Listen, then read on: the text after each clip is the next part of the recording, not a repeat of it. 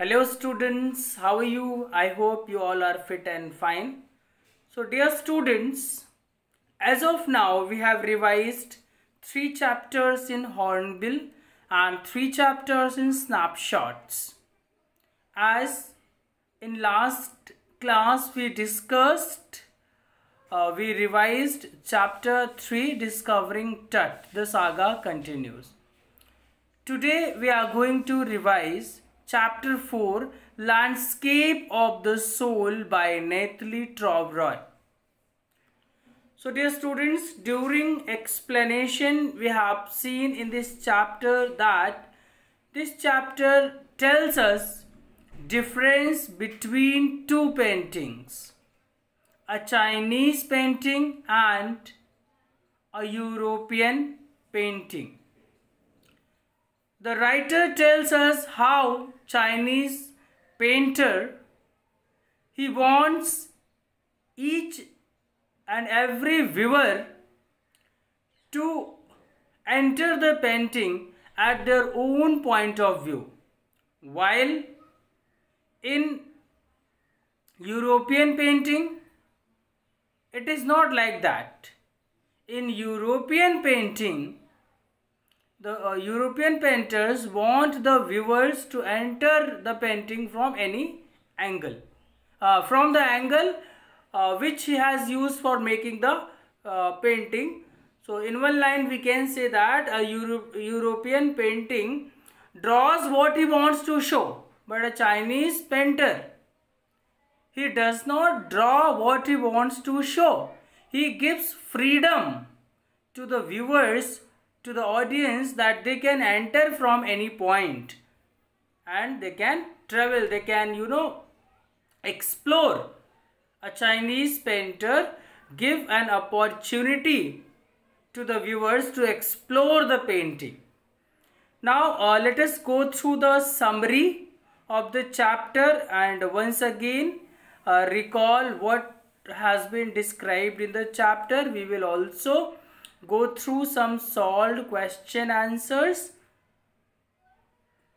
and some question answers also will be there for practice. Okay, so let us begin.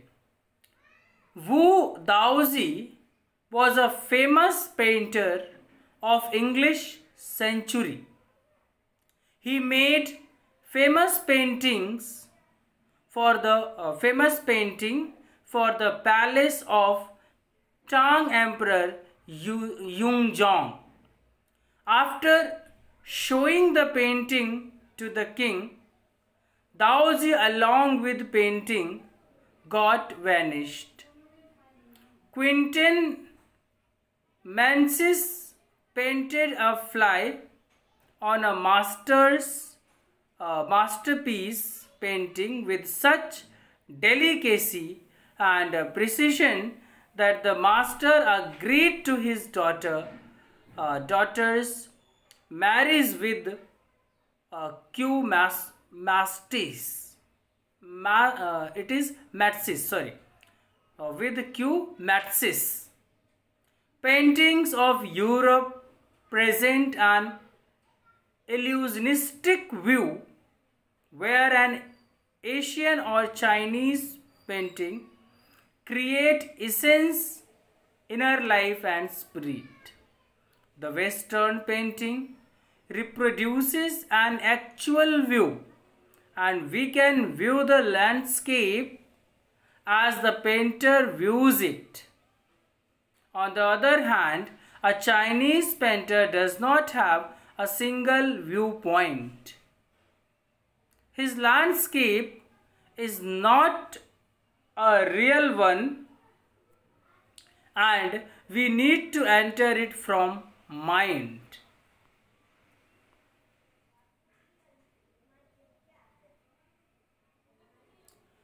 Chinese landscape is spiritual and conceptual. Shan Shui is mountain water, Yang is mountain which is vertical stable, warm and dry.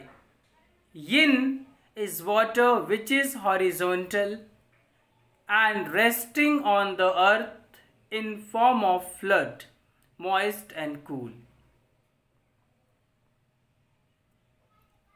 The interaction of yin, that is feminine, and yang, that is masculine, is the fundamental aspect of Chinese painting.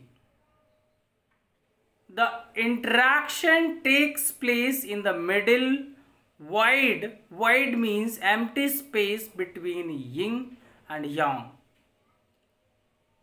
White unpainted space in Chinese painting represents the middle void.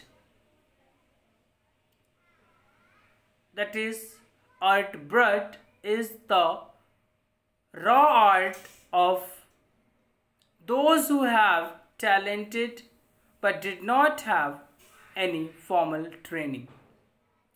Their works are stimulating and thought-provoking. Nek Chand, untutored genius, created famous rock garden using discarded, thrown away things, stones and recycled material. For this show of talent and for this show of talent, it is misprinting, and creativity, Nek Chand became a renowned figure all over the world. So this is all about the this chapter, in which writer tells us the difference between two paintings. Now let us go through some question answers. Here are some questions for practice.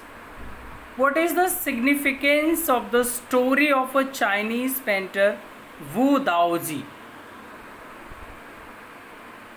Who was Quentin Metzis? How was he able to marry painter's daughter? Describe Chinese view of art with example. What is outsider art and raw art? Describe Nek Chand's contribution to it. Describe the concept of Shen Shui in Chinese paintings. What is the difference between Chinese art and European art? Illustrate with example the difference between Chinese style of painting and European style of painting.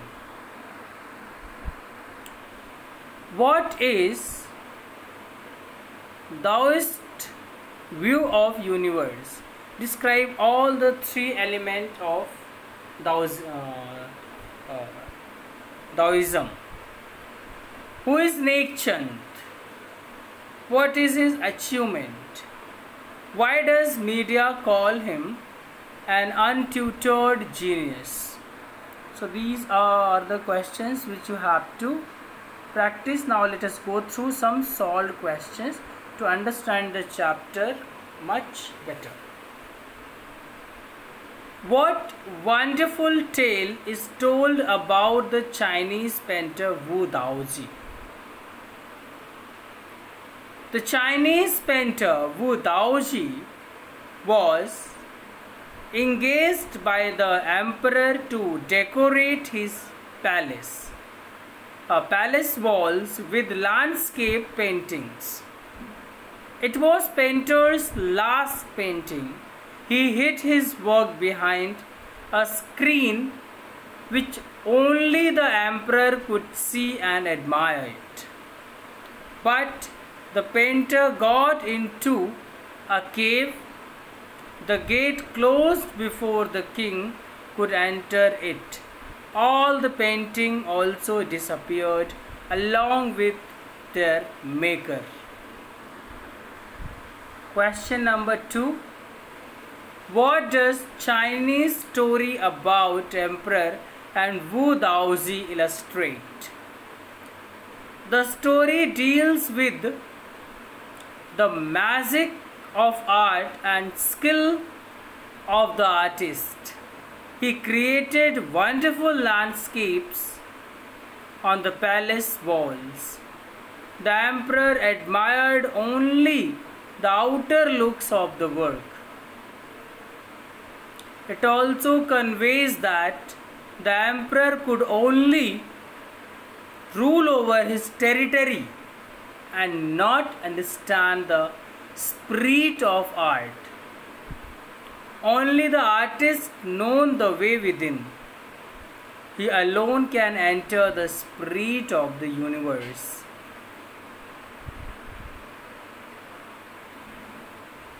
Explain the terms illusionistic likeness, figurative painting and delicate realism. The word illusionistic means creating sort of false expression. European art tries to create illusion of actual view. Figurative also has something to do with the figure or actual shape of a thing. The word delicate means fine art reproduces not exact view of a reality but only the resemblance of it. What is a unique feature of horizontal scroll? How can it be appreciated? The unique feature of Chinese horizontal scroll is that it does not give us an integrated view of scene.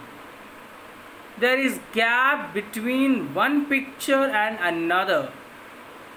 It leaves scope for the viewer to use his mind and imagination. The landscape is not realistic but an inner one. Which story from Flanders, Europe is most representative of Western paintings? The story is about a famous painter who would not draw the eyes of a dragon he had painted. He had a fear that with eyes the dragon would fly out of painting. What is the Shan Shui? How does it express the concept of word landscape? Shan Shui is a concept about the mystery and origin of the universe. The landscape literally means mountain water. Their two elements are like two poles. The source of energy, the mountain is vertical and male. The water is horizontal and female. There are also called yang and yin. They are complementary. Their interaction keeps the world going.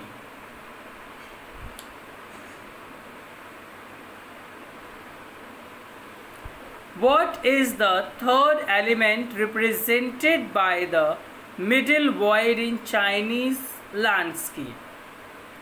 The masculine energy of yang and female energy of yin are incomplete without each other, but their interaction takes place in the middle void or blank space left in a Chinese landscape.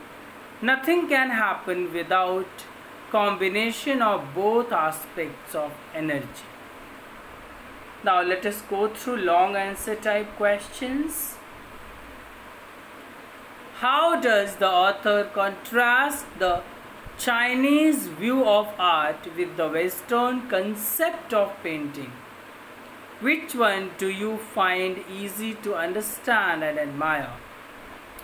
A Chinese landscape doesn't stick to reality. It leaves enough scope for the viewer to use imagination.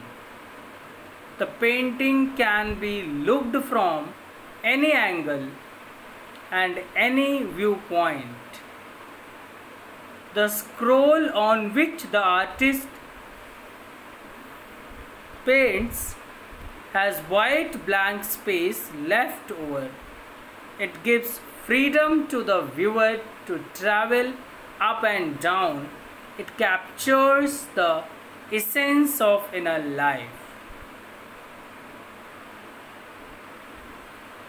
A European or Western paintings, on the other hand, is realistic, and the painter wants us to look at it as he had seen it. From a particular angle, it creates an illusion of delicate realism. The story of Quentin in 15th century illustrates the point clearly. He entered a painter's studio and painted a fly on artist's blank convince. The artist mistook it for a real fly and tried to drive it away. The story is representative of Western painting. What is Nick Chund's unique achievement and gift to the world? How did he get international recognition?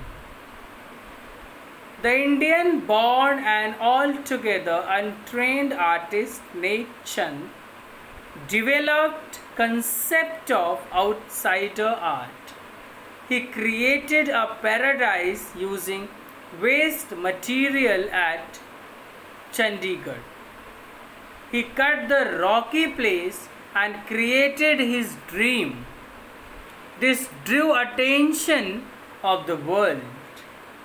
His art is of an untrained visionary, because such artists have received no formal training. But sometimes such artists show remarkable talent and insight. Nick Chund's creation is known as the Rock Garden. The Swiss Commission organized a European exhibition in 2005 on work of art. It was shown in various and other European countries. Thus he got international recognition. So a small introduction, a small story at the end has been given about Nick Chund.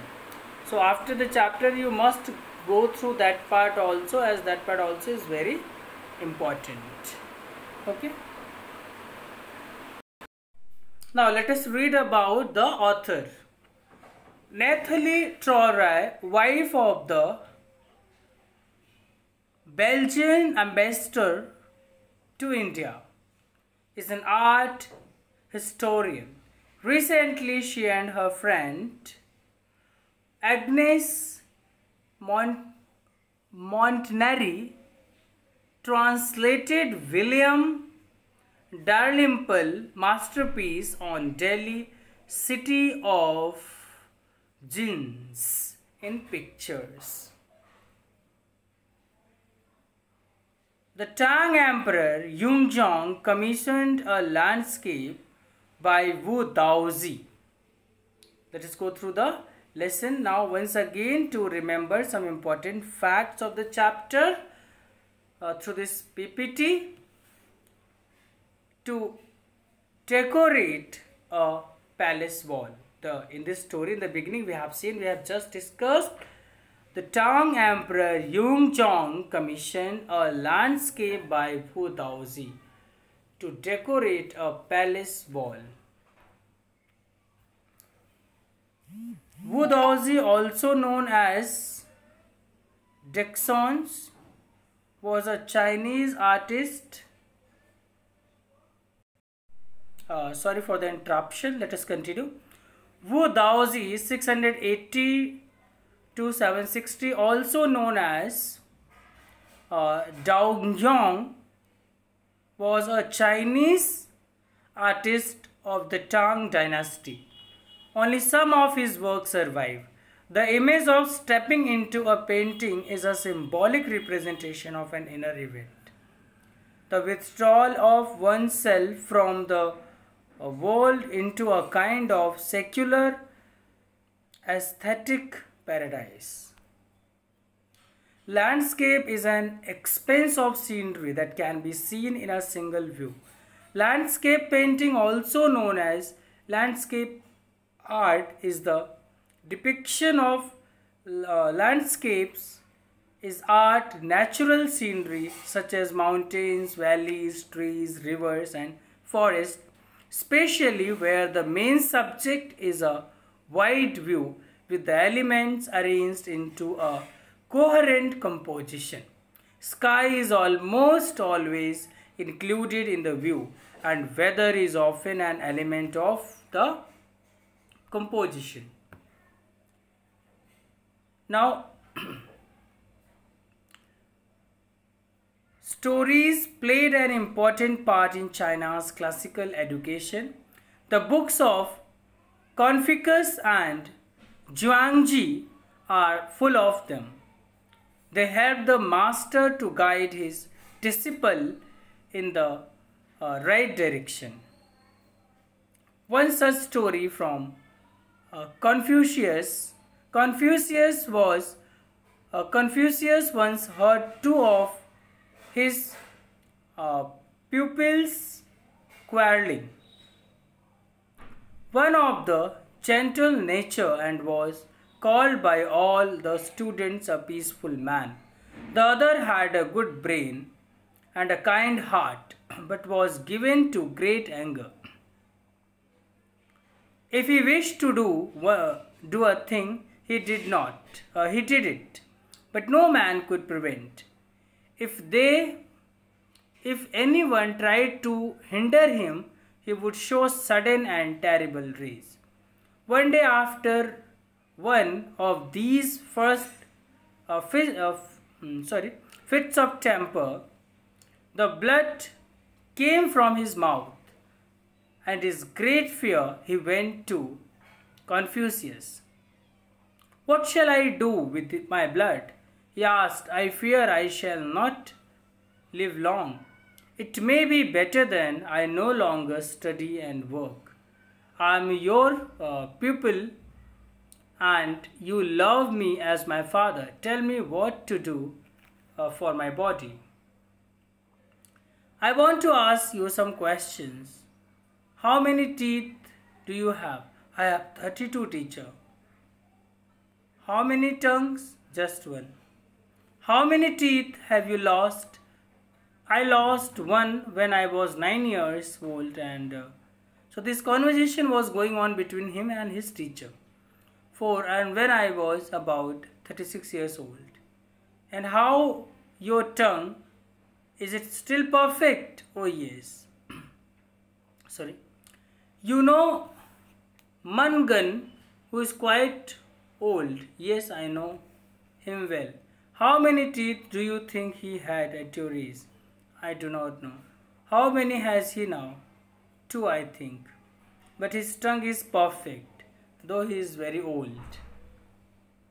So you see, the teeth are lost because they are strong and determined to have everything they desire.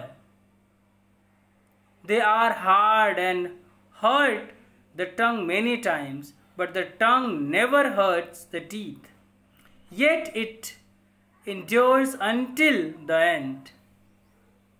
While the teeth are the first of man to decay, The tongue is peaceful and gentle with the teeth. It never grows energy and fights them, even when they are in the wrong. It always helps them do their work in preparing man's food for him. Although the teeth never help the tongue and they always resist everything. And so it is with man.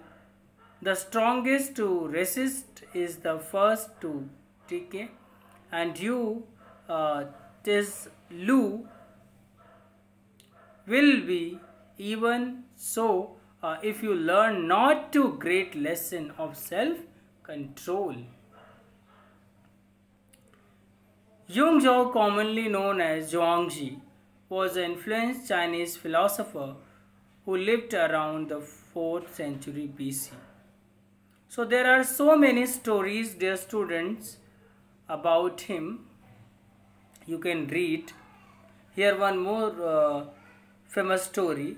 The most famous of all Zhuangzi's story, Zhuang Dao dream of being a butterfly. Once upon a time I dreamed I was a butterfly, fluttering hither and thither to all intents and purposes a butterfly. I was conscious only of my happiness as a butterfly, unaware that I was myself. Soon I awaked and there I was, vertibly my again. Now I do not know whether I was then a man dreaming I was a butterfly, and whether I am now a butterfly dreaming I am a man.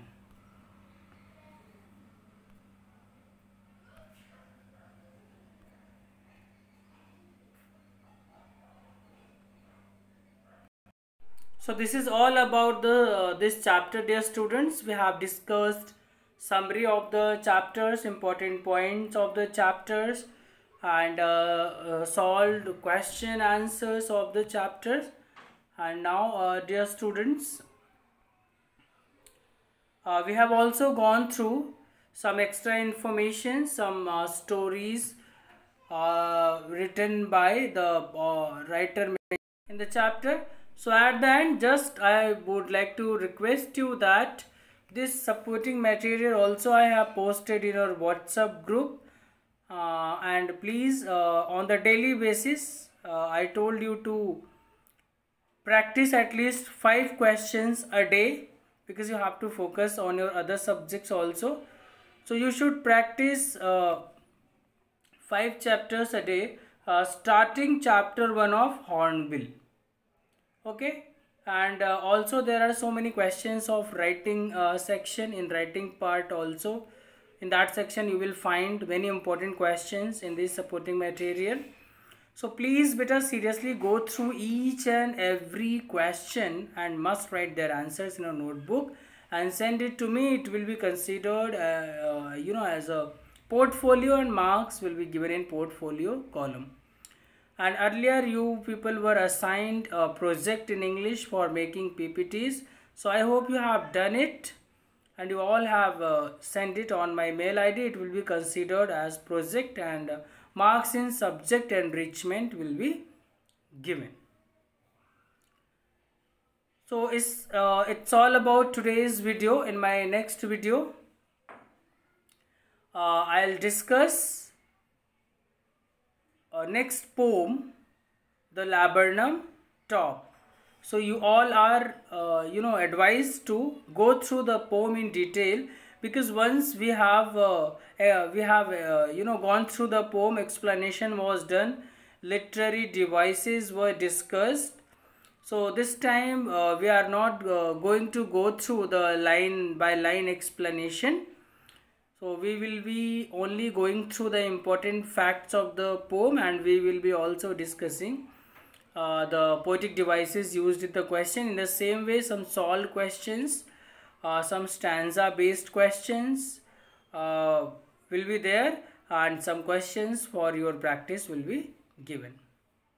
So I hope students these revisions are very helpful for you if you are seriously following all the instructions given by us.